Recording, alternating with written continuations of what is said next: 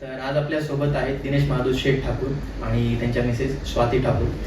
तर पहिला प्रश्न मी तुम्हाला विचारू इच्छितो, थेट आपण प्रश्नाकडेच वळूया की ॲज अ राजकारणी म्हणून आम्ही तुम्हाला ओळखतो, पण ॲज अ पर्सन म्हणून तुम्ही काय आहात? तुम्ही जनतेला काय सांगाल? मी एक सामान्य माणूस आहे, जसे तुम्ही आहात तसंच मी आहे. आणि लोकांच्या समस्या मला समजतात, त्याच्यामुळे मी समाजसेवक आहे. आणि आता त्याच समाजसेवा जी राजकारणातून मोठ्या स्तरावर करता येईल त्यासाठी राजकारणात. ठीक आहे, तुम्ही आता समस्यांचा जो मुद्दा मांडला, तर मी त्या अनुषंगाने तुम्हाला असं विचारतो की ह्या प्रभागातील जर तुम्ही प्रभाग नंबर 1 मधून उमेदवारी उभे आहात, तर त्यातील सर्वात मोठ्या समस्या तुम्हाला कोणत्या वाटतात? मुळात इथे काही सुविधा झाल्याच नाहीयेत, त्याच्यामुळे सगळ्याच समस्या आहेत. इथे आरोग्याची समस्या आहे, इथे क्लासेसची समस्या आहे, इथे अंगणवाड्यांची समस्या आहे, इथे तुम्ही बघाल स्पोर्ट्स क्लबची समस्या आहे, इथे वृद्धांसाठी गार्डनची समस्या आहे. म्हणजे अशा असंख्य समस्या आहेत ज्याच्यासाठी आपण ही महानगरपालिका बनवलेली आहे. त्यातली एकही गोष्ट यातली व्यवस्थित आपल्या विभागात नसल्या कारणाने या समस्या आहेत. आणि मग त्याच्यामध्ये एक असा मुद्दा येतो की आपण बाकी सगळे प्रभाग बघितले, समजा आपण आपण प्रभाग नंबर 1 बघतोय नवी मुंबई महानगरपालिका, त्यानंतर बाकीचे आहेत प्रभाग नंबर 2, 3, तिथे सगळीकडे सेक्टर वाईज डिफरन्सिएशन केलेलं आहे. तर प्रभाग क्रमांक 1 मध्ये अशी कोणतीही सुविधा दिसत नाही, कोणतेही सेक्टर वाईज तिथे काम सेक्टर वाईज एरियांचं आपण विभाजन कुठेही केलेलं नाहीये. तर ह्या समस्येवर तुम्ही जर निवडून आला तर काय तोडगा काढू शकता का यावर? नक्कीच ह्याला एकमात्र समस्येचं निवारण म्हणजे SRA किंवा रिडेव्हलपमेंटचा प्रोजेक्ट आणणं आहे, जे की मला वाटतं 2005 मध्ये याची चर्चा सुरू झालेली. ती मी चर्चा अजूनपर्यंत ते चर्चेतच आहे, ती जमिनीवर उतरताना बघत नाही. परत पुन्हा हा विषय आलेला आहे, निवडणूक आली म्हणून. मात्र आम्ही याला घेऊन आता पॉझिटिव्ह आहोत, कारण की ही गोष्ट होऊ शकते. जर इकडे MIDCचे लँड्स जे आहेत त्याच्यावर तुम्ही बघता की प्रोजेक्ट सुरू झालेले आहेत, तर तेच प्रोजेक्ट आपल्या इथे रिडेव्हलपमेंटच्या माध्यमातून आपण आपल्या विभागातही करू शकतो. संघटित सगळ्यांना करून एकत्र सोसायटी नाही पण असं संघटित करून त्यांना त्याच्या लोकांना त्याच्याशी ॲग्री करून त्यांच्याबरोबर त्यांना चांगल्यात चांगला त्यांचा भाग देता येईल अशा पद्धतीचं त्यांच्याबरोबर बोलणं करून आपल्याला एक गोष्ट करू शकतो. कारण की जर तुम्ही बघता इकडे बाजूला इथे समोर दिघ्याला एक लेक फ्रंट म्हणून एक झालेला आहे, ते याच जागेत आहे. तिथेही झोपडपट्टी होती पूर्वी, ती जर बिल्डिंग होऊ शकते तर बाकीच्या का नाही, ह्या का अजूनपर्यंत झालेलं नाही? तर याला कारण मला असं वाटतं इकडे विजनरी लीडर नाहीयेत आणि स्वार्थीपणा जास्त आहे. फक्त यांना वोट बँक बनवून ठेवण्यात त्यांना रस आहे, त्यांना यांचं डेव्हलपमेंट करण्यामध्ये काही रस दिसत नाही. अशा पद्धतीची स्थिती आहे. तुम्ही एक जो मुद्दा मांडला आता सध्या SRAचा, तर मला वाटतं की 2020-21च्या दरम्यान एक मुद्दा आला होता, तिथे लोकांना फोटो पास घेण्यासाठी सांगितलं होतं. बरोबर. तर त्यावेळेस बऱ्याच लोकांनी पैसे भरले, ते फोटो पास घेतले, पण त्याच्यानंतर लोकांनी सुद्धा त्याचा पाठपुरावा केला नाही आणि त्याच्याबद्दल मी अजूनपर्यंत कोणतीही बातमी त्याच्याबद्दलही ऐकली नाही. बरोबर. आम्ही त्याच्यावरती मधल्या काळामध्ये विचारणा करण्यासाठी गेलेलो.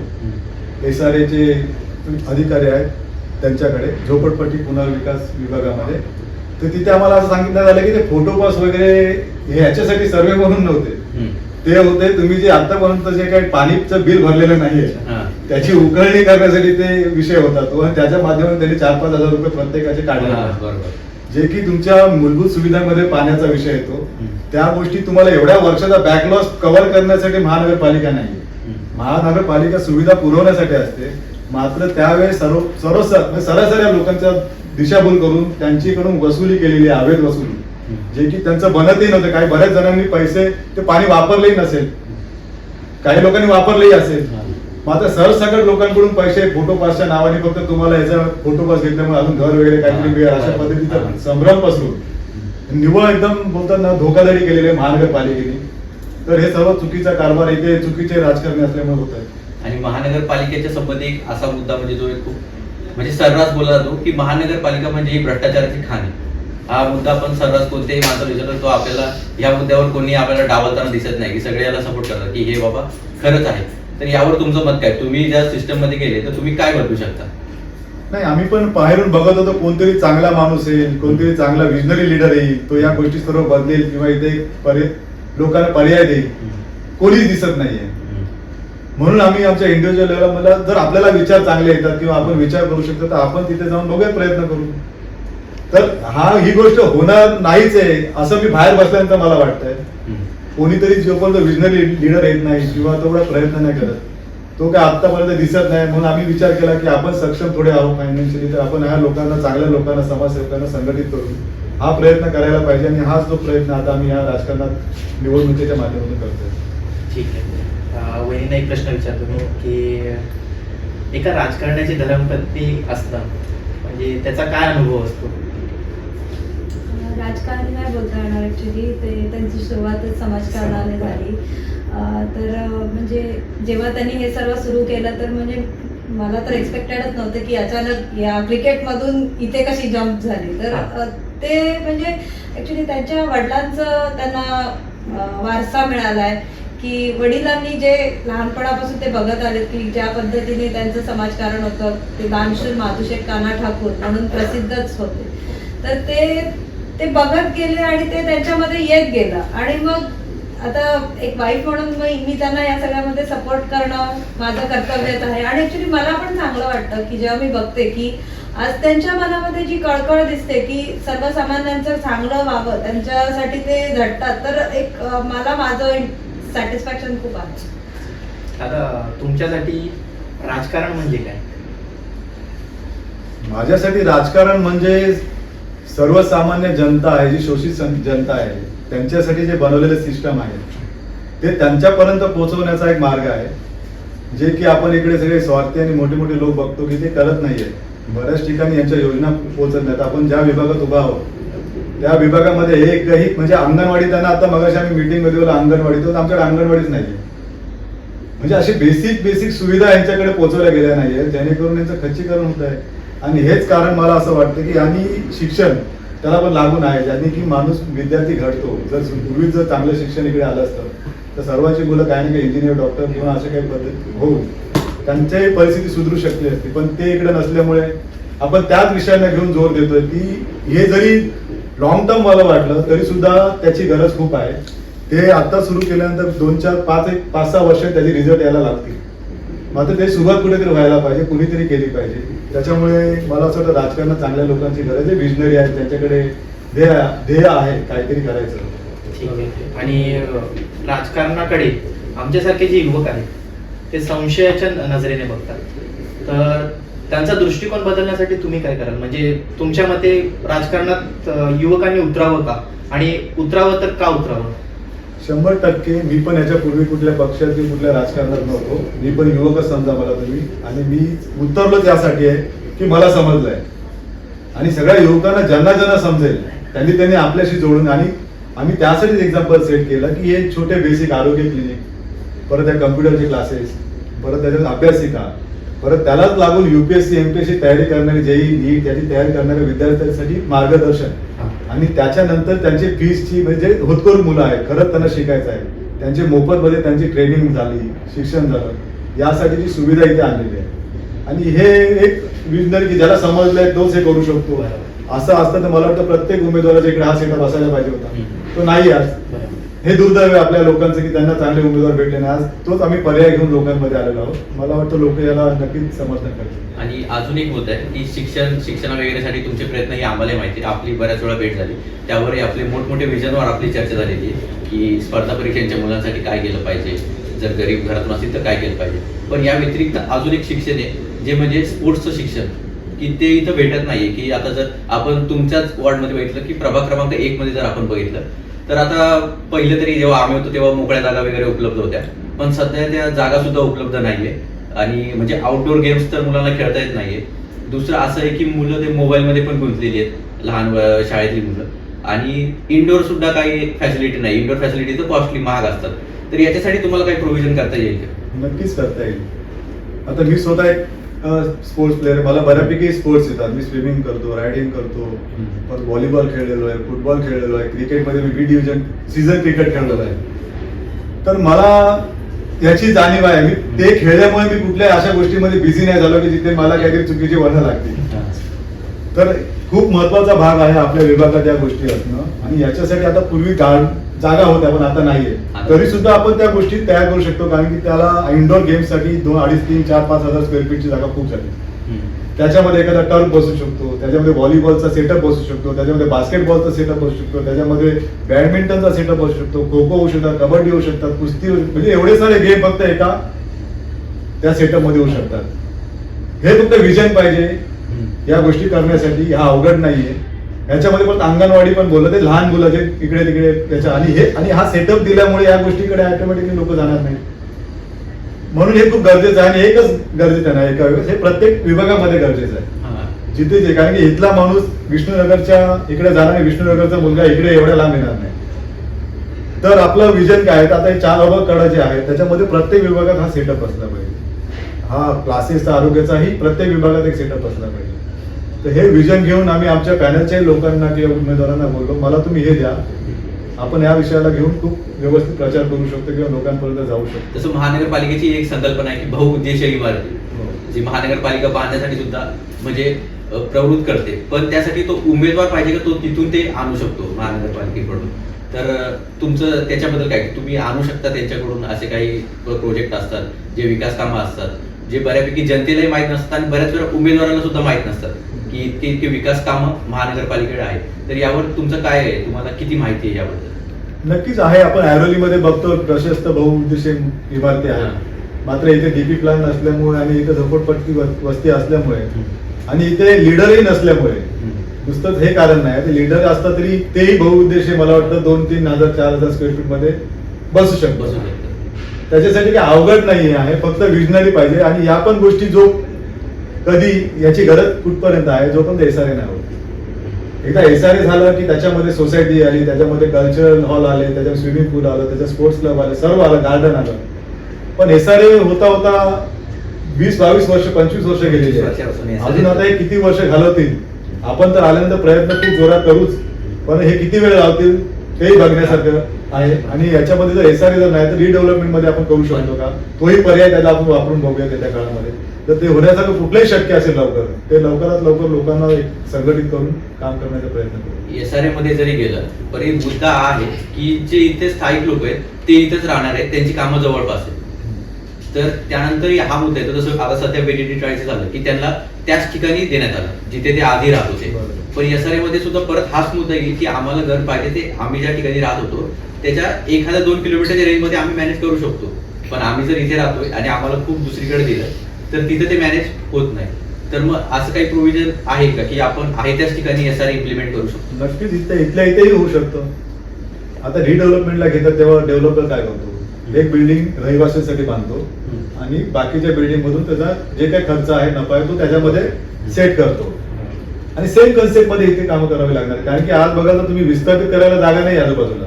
बार सिडको वगैरे त्या तलोच्या साईडला प्लॉट देतात आणि त्याच्याकडे प्लॉटही उरलेलं नाही. आता एक मात्र पर्याय ह्याच्याकडे उरलेला आहे की इथल्या इथेच रिडेव्हलपमेंट करून MMRDAच्या माध्यमातून किंवा अजून कुठले उपाययोजना त्याच्या माध्यमातून इथे चांगला FSI देऊन तो इथे आपण राबवता येईल आणि इथल्या लोकांना इथेच स्थायिक करून त्यांच्याकडे 0 मेंटेनन्सच्या पद्धतीमध्येही इथे आपल्याला त्यांना ते घरं देता येतील की जेणेकरून आता एकदा समजा आता गरीब लोक आहेत जे एकदा बिल्डिंग मध्ये गेले तर मेंटेनन्सचा खर्च चालू होतो.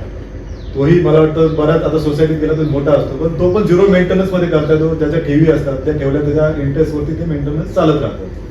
तर अशा पद्धतीची संकल्पनाही आपल्या समोर आहे. त्याच्यासाठी आर्किटेक्ट झाले, वकील झाले, आम्ही नॉर्मली काम करतो म्हणून आमच्या संपर्कात ते ऑलरेडी आहे. फक्त हे इथे काम करताना यांना संघटित करून तो एक आत्मविश्वास देण्याचा एक विषय आहे फक्त याच्या पुढे. बाकी तर सगळ्या गोष्टी होण्यासारख्या आहेत. आतापर्यंत या प्रस्थापित लोकांनी केल्या पाहिजे होत्या, पण कोणीच करायला पुढे येत नाही किंवा त्या दृष्टीने बघत नाही. त्याच्यामुळे आम्ही चांगल्या होत करून मुलांना किंवा जे समजदार लोक आहेत आपल्या विभागातले त्यांना बरोबर घेऊन या गोष्टी करू. मी एक वैयक्तिक प्रश्न विचारतो की तसं मी ते शेलमध्ये मागे पाहिलं, खूप पुस्तकं आहेत, तर तुमचं जे इन्स्पिरेशन आहे ठीक आहे एका महापुरुषाला घेऊन की आता जे महापुरुष झाले त्यांच्यापैकी तुमचं इन्स्पिरेशन कोण होते? सर्वात पहिले मला बाबासाहेब कळले. म्हणजे जे संघर्ष जे दरवेळेस आपण राजकारणात त्यांना घोषणा देताना वगैरे बघितलं तर त्यावेळेस ते मी बघितलं आणि मग त्यांचं म्हणजे आता हे काय विषय आहे ते समजून घेण्यासाठी थोडं वाचायला घेतलं. त्यांचं एज्युकेशन कास्ट जातीचा विनाश म्हणून आम्ही तो एक पुस्तक वाचलं त्यांचं. त्याच्यामध्ये आपली परिस्थिती कळली, संघर्ष कळला, काय विषय आहेत आपले नक्की, कशामुळे आपण एवढ्या जातीमध्ये विभागलो गेलेलो आहोत. त्याच्यानंतर त्यांचे गुरु महात्मा फुले, त्यांचे गुलामगिरी, शेतकऱ्यांचा आसूड, अशी पुस्तकं म्हणजे आपला सामाजिक संघर्ष तिथे कळायला लागला. जे की मी अभ्यासू नाहीये तसा, पण ह्या विषयांमध्ये रस असल्यामुळे किंवा हा काय प्रकार आहे याची मला उत्सुकता समजून घेण्याची, त्यामुळे मी ही पुस्तकं वाचली गेली माझ्याकडून आणि मला बऱ्यापैकी कळलं याच्यामध्ये की आपला नक्की संघर्ष काय, प्रॉब्लेम्स काय आहेत. आणि जे ह्या गोष्टी या राजकारणामध्ये फक्त भाषणापर्यंत दिसतात. काही मोठ्या मोठ्या नेत्यांनी मध्ये प्रयत्न केले याला घेऊन समाजवरती आणण्यासाठी, परंतु काही काळाने त्यांच्या नंतरच्या पिढीने किंवा त्यांच्या नंतरच्या नेत्यांनी ती त्यांचे म्हणजे संघर्ष संपुष्टात आणलेला आहे. मात्र आता आपण तेवढ्या वरती न बघता आपण आपल्या विभागामध्ये हा संघर्ष कसा संपू शकतो, त्यासाठी या बेसिक ज्या मी गोष्टी केलेल्या आहेत त्याचा तेच एक मला मार्ग वाटतो की या गोष्टीमुळेच या गोष्टी संपू शकतात. आपण हे जातीमध्ये बघत बसलो, विभाजन करत बसलो, तर या गोष्टी आपण कधी साध्य नाही करू शकतो. आणि त्याच्यामध्ये मी बोलत हे पुस्तकं वाचली, तर हे पुस्तकं वाचली गेली माझ्याकडून. फक्त मी माझा स्वभाव तसा असल्यामुळे की हा प्रकार काय, हा संघर्ष काय आहे, हे अंधश्रद्धा झाले, त्याच्यामध्ये बऱ्याच गोष्टींनी मला डिस्टर्ब केलं मधल्या काळामध्ये. माझं त्याच्यावरती विचार विनिमय होत होत मग या महापुरुषांपर्यंत पोहोचलो. त्यामध्ये शिवाजी महाराजांची पुस्तकं वाचली गेली माझ्याकडून. म्हणजे कळलं की नक्की समाजसेवक किंवा मोठे विचारवंत का ते झाले, का त्यांना लोक अजूनपर्यंत आठवतात. तर त्यांचाच आदर्श घेऊन मी आता राजकारणात उतरलेलो आहे. आणि मला वाटत नाही की यांनी मला कुठली चुकीचं दर्शन झालेलं आहे. चांगला मला समज पण आलेली आहे, कुठे निर्णय काय घ्यायचे याचीही मला समज आहे. त्याच्यामुळे मला कुणी याच्यामध्ये फसू शकत नाही, कारण या उद्दिष्टापासून काम करण्यापासून अशा पद्धतीची माझी मानसिकता सध्या आहे. आणि जसं की आम्ही ऐकतो की स्थानिक जे मंडळं असतात, खूप मंडळ आहेत आपल्या विभागात, तर त्या मंडळांसाठी खूप सारे उपक्रम राबवले जातात महानगरपालिकेत, पण त्या मंडळांना माहीत नसते ह्या गोष्टी. जसं की खूप मंडळ आहेत, मग त्यासाठी तुम्ही वेगळं काय कराल? नक्कीच मंडळांचा मुळात उद्देशच हा असतो की त्यांच्या विभागामधल्या समस्या ज्या आहेत त्याचं निराकरण करण्यासाठी मंडळ असतात. आणि आता सध्याची परिस्थिती मंडळांची अशी आहे की एक गणपती झालं, नवरात्र झालं आणि बाकीचे काही छोटे मोठे फक्त ते उत्साहाचे कार्यक्रम झाले की त्यांचा उपयोग होत नाही. आणि त्याच्यामध्ये पण 2-3च लोक असे हुशार असतात, ते पूर्ण बाकीच्या मंडळांना एक वर्गणीसाठी फक्त एक संघटित करून फिरवत असतात. मुळात मंडळाचं काम मी काय समजतो की तिथे आतमध्ये जे कोणी वृद्ध आहेत, महिला आहेत, अपंग आहेत, परत त्याच्यामध्ये विद्यार्थी आहेत, गरीब आहेत, गरजू आहेत, म्हणजे स्पोर्ट्समध्ये ज्यांना प्रोत्साहन नाही मिळत त्या लोकांना चिन्हित करून त्यांच्यापर्यंत या महानगरपालिकेच्या जवळपास 2.5 पानांच्या योजना आहेत. त्या योजना त्यांच्यापर्यंत कशा पुरवतील त्यासाठी मंडळांचा वापर किंवा उपयोग व्हायला पाहिजे. जो की आपण बघतो फक्त पार्ट्यांसाठी, पार्ट्यांच्या ते झेंडे किंवा त्यांचे नेते फटाके म्हणून त्यांच्या पाठी फिरण्यासाठी, आणि त्यांना कुठे एखाद दुसरा मेन त्यातला असेल हुशार मुलगा त्याला कामाला कुठेतरी काम देणं, तेवढ्या पुरतं त्यांचा वापर आहे. मुळात त्या लोकांचा वापर आपल्या विभागातील गोरगरीब जनतेसाठी व्हायला पाहिजे. तिकडे न होता त्यांचा वापर चुकीच्या मार्गाने केला जातो आणि ज्यांचा मताचा अधिकार जो आहे त्यांच्याच माध्यमातून तो त्यांचा संपवला जातो. हे त्यांनाही कळत नाही, पण आता पर्याय नसल्यामुळे तेही एवढ्या दिवस भरकटत होते. मात्र आता आम्ही तो विषय घेऊन त्यांना समजवण्यासाठी या क्षेत्रात आलेलो आहोत की अशा गोष्टी आता तुमच्याकडून न कळत होत आहेत त्या करू नका, आणि एक चांगल्या मार्गाने आपण हा प्रयत्न करून बघूयात. आणि होऊ शकतं, बऱ्याच ठिकाणी झालेलं आहे, इथेही होऊ शकतं जर आपण संघटित झालो तर. म्हणजे एकंदरीत असं पाहतात की तरुणांची ऊर्जा आहे ही मंडळामध्ये त्यांच्या वाया जाते, त्याचं काही असा आउटपुट त्यांना भेटत नाहीये. तर आपण त्यांना एकंदरीत संघटित करून त्यांना चांगलं शिक्षण देऊन, संधी देऊन, तर त्यांचं आपण अपलिफ्टमेंट चांगल्या प्रकारे करू शकतो. ठीक आहे, हा एक मुद्दा झाला. त्याचप्रमाणे एक महिला सक्षमीकरणाचा एक मुद्दा आहे की महिला जरा डिसिजन मेकिंग ज्या काही प्रक्रिया असतात त्यामध्ये थोड्या आपल्याला मागे असताना दिसतात पुरुषांपेक्षा. तर यासाठी महिला सबलीकरणाची शासनाच्याही अनेक योजना आहेत. तसेच तुम्ही स्थानिक पातळीवर यासाठी काय नवीन प्रयोग करू शकता? ऍक्च्युली महिला बचत महिला गट आहेत ना, आम्ही त्यांच्याशी सध्या चर्चा करतो. तर त्यांना आम्ही सांगताना म्हणजे असं कसं आहे, त्यांचा कामं पाहिजे. बऱ्याच महिला बचत गट आहेत ना, असे छोटे छोटे लसूण किंवा असे छोटे काही जे उपक्रम आहेत ते करतात की जे 2 पैसे त्यांच्या घरी देतात मोकळ्या वेळेमध्ये. तर आम्ही त्यांना तेच सांगतोय की आता आजूबाजूला एवढ्या कंपन्या आहेत, त्याच्यामध्ये चपात्यांचं, पापडांचं, लोणच्यांचं, अजून काही वेगवेगळे पदार्थ ते घेतात कॅन्टीनमध्ये. फक्त एकच सेक्टर सांगतो तुम्हाला. तर त्याच्यामध्ये जर जे काही लागणारे साहित्य आहे आपल्या आजूबाजूच्या विभागामध्ये ते आपल्या बचत गटाच्या माध्यमातून जर तिकडे पुरवलं गेलं तर तो रोजगार एक आपल्या महिला बचत गटांना होऊ शकतो. आणि तुम्ही एक 10,000 ह्याचं एक उदाहरण घेतलं, इथे कामगार समजा जेवतात आजूबाजूला, तर ते प्रत्येक जण एक 3-4 पोळ्या खातो, तर 3 पोळ्याच पकडले 30,000 हे झालं, पोळ्या झाल्या. आणि त्या 5 रुपयांनी जरी केल्या तरी 5 ते 15 1.5 लाखाच्या त्या पोळ्या झाल्या. आणि ह्याच पोळ्या आपण जर 10 बचत गटांमध्ये वाटून दिल्या डिस्ट्रीब्यूट करण्यासाठी तर 10,000 रुपये एका बचत गटाला दिवसात आहे, दिवसाला येतात ना, कारण की दिवसाचं कॅल्क्युलेशन सांगितलं दिवसाचं. तर ते 10,000 रुपये एका दिवसाला येतात तर ते महिनाभरात 3 लाख होतात. एवढा नफा फक्त एका बचत गटाला होऊ शकतो जर आपण ही संकल्पना इथे राबवली तर. आणि शक्य आहे कारण की अजूनही चपात्या चाललेल्या आहेत त्याच्यात, पण त्या कशा कॉन्ट्रॅक्टरच्या माध्यमातून चालतात. 1-2 लोकांना त्या मशिनी घेऊन दिल्या, तेच बनवतात आणि तिथे प्रोव्हाइड करतात. मात्र आपण हेच गोष्ट या 10 किंवा जेवढे बचत गट आहेत त्यांच्यामध्ये डिस्ट्रीब्यूट केल्यानंतर सर्वांना समान संधी भेटणार आहे त्याच्यात, सर्वांना चांगला फायदा होईल. त्याच्यामुळे ते सक्षम पण होतील आणि 200-300 रुपये तुम्ही बघतात आजूबाजूला आता रॅलीला फिरतात, ते पण मजबूर आहेत बिचार, त्यांच्याकडे काय नाही येतं, त्यांनाही आपल्याला काय बोलतात. पण आता ही आपण आलो तर हा विषय घेऊन आलो त्यांच्यामध्ये आणि याच्यासाठी त्यांनी संघटित व्हायला हवं असं मला वाटतं आणि ते होतील. आम्ही त्यांच्याशी चर्चा केल्यानंतर म्हणजे तुम्ही एक खूप आता सुंदर असा मुद्दा मांडलेला आहे की स्थानिक गरजा आहे स्थानिक लोकांनी पूर्ण केल्या पाहिजे. म्हणजे जी स्थानिक ठिकाणची जी इकॉनॉमी आहे ती फिरती राहील, त्याच्यामध्ये कोणत्याही प्रकारचं डिक्लाईन येणार नाही. तर हा एक खूप चांगला स्वयंरोजगाराचा मुद्दा जो शक्यतो बरेचसे नेत्यांना सुद्धा एवढी संकल्पना माहीत नसते की अशा प्रकारे इकॉनॉमी आपली चालू असते. तर आता मी एक पुढील प्रश्न तुमच्याकडे घेतो की इथं प्रभाग क्रमांक 1 विशेषतः बघता की उद्यानांची फार कमी आहे, म्हणजे शून्य ते समजा की उद्यान या भागात नाहीच आहे. तर यासाठी आपल्याला काय करायचं आहे, कारण नागरिकांना विरंगुळा म्हणून उद्यानात जाणं प्रत्येक नागरिकाला आवडतं. तर यासाठी आपल्याला काही करता येईल का, कुठे जागा बघून तिथे त्याची सोय करता येईल का? सध्या तर हे मला तरी कठीण दिसतं. मी फिरतोय चाळी मधून तर तिथे बिचाऱ्यांना नीट चालण्यासाठी जागा नाही. गटारे पण त्याच खाली आहे, पदवाट पण त्याच वरतून आहे. तरी सुद्धा आपण ही गोष्ट करू शकतो जिथे आता उद्यानं तर नाही पण आपल्याला व्यायामासाठी किंवा वयस्कर चालतात वगैरे चालण्यासाठी निघतात त्यावेळेस असे मध्ये मध्ये आपण या गोष्टी लावू शकतो ज्या एक्सरसाइज साठी बनलेल्या गार्डन मध्ये आपण बघतो. त्या गोष्टी आपण त्या फुटपाथच्या एका साईडला किंवा तशी जागा करून तिथे लावली, त्यांनी जाता जाता माणूस थोडासा खेळतो पण त्याच्यामध्ये. आणि तेवढंच सध्याच दिसतंय जोपर्यंत SRA होत नाही तोपर्यंत या सर्वात पूर्ण बेसिक गोष्टी इथे आणणं खूप अवघड आहे.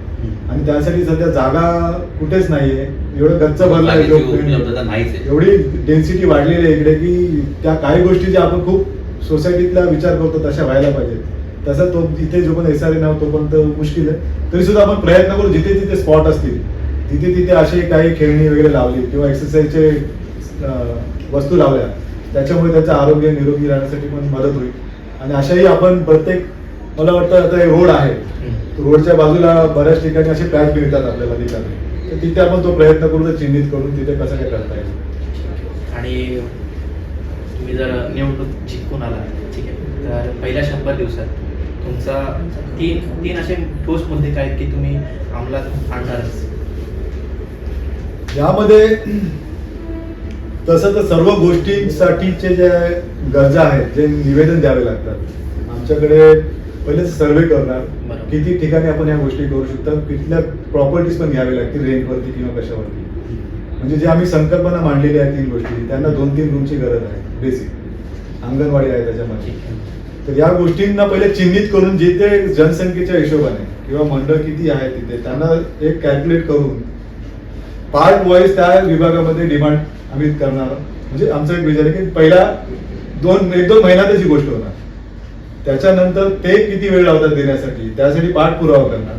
कारण की इथे या गोष्टीत आपण जर नगरसेवक निवडला त्या गोष्टी ते देतातच, कारण की इकडे गरज आहे म्हणून फायनल होतं. कारण की नॉर्मली आपण कुणी गेलं निविदा, आता नगरसेवक नव्हते 10 वर्ष तर कुणी काहीच देऊ शकत नव्हतं कारण की ती अथॉरिटीज नव्हती कोणाकडे. मग वरतून पण अधिकाऱ्यांची जिम्मेदारी होती की हे तुम्ही बघून हे करून द्यायला पाहिजे होतं. मात्र आता नगरसेवकाच्या एका लेटरवर या गोष्टी होणार आहेत. त्याच्यामुळे या गोष्टी गेल्यानंतर 6 महिन्यातच मला वाटतं व्हायला पाहिजे. प्रयत्न आम्ही करणारच आहोत पॉझिटिव्ह आणि नगरपालिकेने द्यायला पाहिजे आणि त्यांच्याकडे त्याचा निधी आहे. आणि ह्याच्यासाठी त्यांनी जर कारणं सांगितली किंवा काय केली तेही आम्ही जनतेमध्ये ठेवू, हे काय सांगतात त्याच्यावरती उत्तर देत आहे है ना. अशा पद्धतीने पारदर्शी एक वातावरण आम्ही निर्माण करणार आहोत येत्या काळामध्ये जनतेमध्ये आणि नगरसेवक आणि महानगरपालिकेमध्ये. ठीक आहे. जसं की बहिणीने सांगितलं मगाशी की तुम्हाला वारसा वडिलांकडून घेतलेला आहे, तर त्या काळच्या राजकारणात आणि आजच्या राजकारणात तुम्हाला काय फरक वाटतो? राजकारण सारखंच आहे, व्यक्ती बदलत चालले. त्यावेळेस वडील चांगले होते आजूबाजूला त्यावेळेस राजकारण खराब होते, पण व्यक्ती चांगला असेल तर राजकारण चांगलं होतं, समाजकारण चांगलं होतं असं मी मानतो. आताही लोक चांगली असती तर आम्हाला उतरायची गरज नसती लागली. हा फरक काहीच नाही. राजकारण जसं आहे तसं काही व्यवस्था संविधानाने दिलेली खूप चांगली आहे. ती नीट चालवण्यासाठी चांगल्या लोकांची गरज आहे. बाबासाहेब आंबेडकर सांगून गेले. जर इथेही आता हेच सॅम्पल आहे छोटे छोटे, इथे चांगली लोक तुम्ही या संविधानिकच या व्यवस्था आहे त्यात जर चांगली लोक बसवली असतील त्या गोष्टी आल्या असत्या.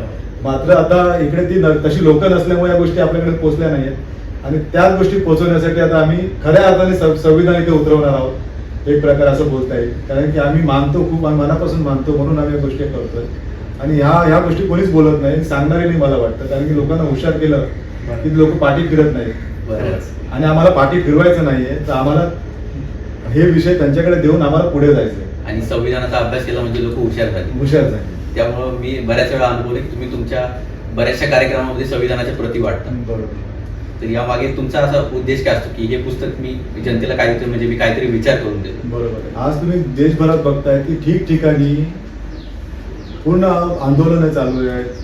1-2 गटांमध्ये मारामाऱ्या चालू आहेत. तुम्ही नागालँडला बघा तर मेहते आणि ते दुसऱ्या ह्याच्यामध्ये भयंकर परिस्थिती झाली आहे. पण तिथे संविधान न मानणारे लोक रूलमध्ये आहेत म्हणून ते कंट्रोल नाही करू शकले. जर संविधान असं ही गोष्ट आहे की हे आपल्या हिंदू मुस्लिम बाकी प्रत्येक जाती धर्मांना संघटित ठेवतं. कुठलाही त्याच्यामध्ये जरी क्लॅश असेल तरी त्याच्यासाठी आपल्याकडे पोलीस यंत्रणा असेल ती क्षमवते, वेळेवरती काम केलं जातं. पण ह्याचा राजकीय नेते काही दुरुपयोग करतात आणि वेळेवरती ते न पाठवल्याने दंगली वाढतात आणि त्याच्यात नाग लोकांचा जीव जातो. मुळात संविधान एवढं छान आहे, चालवणारे चांगले असेल तर कुठेच दंगली होणार नाही, कुठेच अशा बोलतात द्वेषाचं वातावरण होणार नाही. त्याच्यामुळे संविधान देतो यासाठीच की त्यातल्या काही गोष्टी आहेत, त्याच्या काही जिम्मेदारी आहेत, त्या आपल्याला लोकांना कळल्या पाहिजेत किंवा नेत्यांना किंवा समाजसेवकांना कळल्या पाहिजेत. त्यासाठी आम्ही नुसती प्रत देत नाही. बरेच जण नुसती प्रत देतात. तर मुलं प्रत नाही तर प्रतच्या पाठी काय आहे सरनाम्याची प्रत, त्याच्यामध्ये पूर्ण त्याच्यामध्ये हे आपले अनुच्छेद आहेत ते सर्व माहीत असले पाहिजेत. त्यासाठी आम्ही एक 400 रुपयाचं पुस्तक आहे, पण ते आम्ही पूर्ण एकदम बंचमध्ये मागवतो. त्याच्यामुळे ते आम्हाला एक 200-250 रुपयामध्ये पडतात आणि ती गोष्ट आम्ही दरवेळेस कुठल्याही कार्यक्रमामध्ये असेल तिकडे जाऊन देतो. आणि मधल्या काळात वातावरण खराब करण्यासाठी जेव्हा अयोध्येचंही झालं त्यावेळी प्रत्येक ठिकाणी मंदिर उद्घाटन झाल्यानंतर आम्हाला असं फील होत होतं की जरासा द्वेष वाढतोय किंवा जरासा भीतीचं वातावरण तयार होत आहे. तर त्यावेळेस आम्ही प्रत्येक ठिकाणी जाऊन मंडळांना संविधान दिलं आणि त्यांना सांगितलं आपल्या दोघांचंही रक्षण हे करतं. तुम्हालाही कुठल्या ठिकाणी आपण कमी जास्त होतो तिकडेही संविधानच आपलं रक्षण करतं पोलिसांच्या माध्यमातून. आणि आपल्या ठिकाणी कुठलाही बहुसंख्य जर समाज आहे त्याचं आपल्यावरती दडपण येऊ नये त्या ठिकाणी हेच मदत करते. म्हणून संविधान गरजेचं आहे. संविधान नसतं तर मला वाटतं इथे लढाई सुरू झाल्या असत्या, मारकाट झाले असते, अराजकता एवढी असती की यांना समजत नाही संविधानाचं महत्व. ऍक्च्युली हे समजवण्यासाठी आम्ही हा उपक्रम केला की ही गोष्ट तुमच्या घरामध्ये देवाराच्या मध्ये राहिली पाहिजे. जे की आपण जगण्याचा आपला एक पहिले धर्मग्रंथ असेल तसाच हा या काळातला धर्मग्रंथ आहे. तो आपण पाळला पाहिजे आणि मानला पाहिजे. सर्व धर्मांची ही रक्षा करणारा ग्रंथ आहे.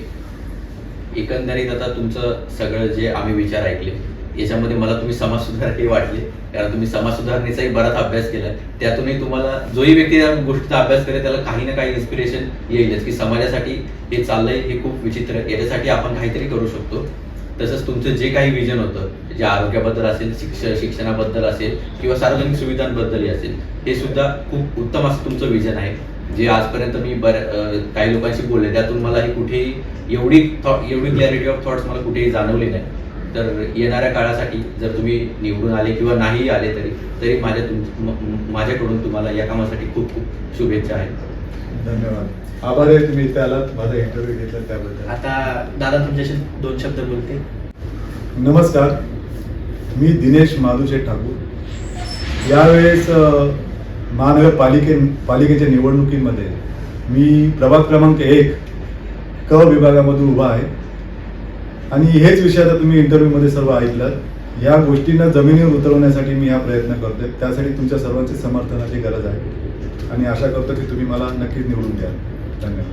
मतदान हा आपल्याला भारतीय संविधानाने दिलेला एक हक्क आहे.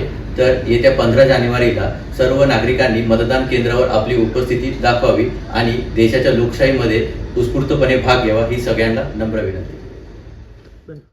येत्या 15 तारखेला प्रभाग क्रमांक 1 क मध्ये 4 नंबरवरील दिनेश माधुशेठ ठाकूर मशालीचा चिन्हाचं बटन दाबून मला विजयी करा असं. तर हा होता संवाद जनतेचा, त्याचा अजून एक भाग. तर आपण पुन्हा भेटूया एका नवीन उमेदवारासोबत आणि नवीन प्रश्न असतील, नवीन उत्तरं भेटतील तुम्हाला. पण सत्तेत कोणाला आणायचंय ही जबाबदारी तुमची आहे. तर तोपर्यंत बघत राहा संवाद जनतेचा. धन्यवाद.